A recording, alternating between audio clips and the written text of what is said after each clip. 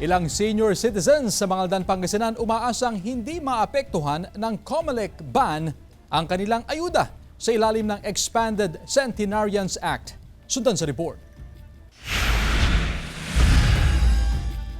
Anumang araw ngayong buwan ng Marso, inaasahang maibibigay na ang 10,000 pesos na cash incentives para sa mga senior citizen na edad 80, 85, 90 at 95 sa Mangaldan, Pangasinan. Alinsunod ito sa implementasyon ng Expanded Centenarians Act. Pero ang inaalala ng mga beneficiary ay baka maabutan ng election spending ban. Pagbiling ng gamot, may release po sa bago mag-eleksyon.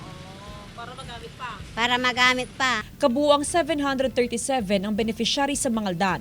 280 dito ay beneficiaries noong nakaraang taon, habang 547 naman ay beneficiaries ngayong taon. Pero sa unang release ng cash incentives ay lampas sa 4 na pumunang mabibigyan. Umaasa ang mga beneficiary na may pamahagi ang cash incentives bago magsimula ang local campaign period sa March 28. Na-process na nila at nanggaling na sa central office yung processed papers, so the payroll is now being prepared. Sabi naman nila na humihingi na rin daw ang central office nila ng exemption. Ayon sa COMELEC, tuloy-tuloy naman ang pamamahagi ng cash assistance ngayong election period. Ito'y matapos mabigyan ng exemption sa election spending ban ang 28 social services program ng DSWD. Pero mahigpit na ipinagbabawal ang presensya ng mga kandidato at maging ang campaign posters sa pamamahagi ng ayuda. Mahalaga raw na hindi magamit sa pangangampanya ang social services ng DSWD.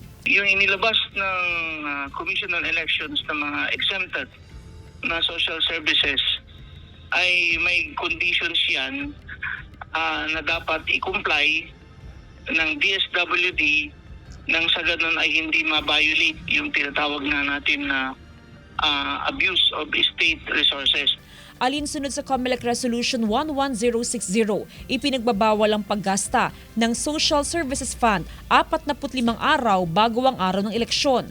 Total ban naman ang pamamahagi ng AIX 10 araw bago ang araw ng eleksyon, maliban na lang sa mga ayudang may kinalaman sa medicine, food, education at funeral assistance.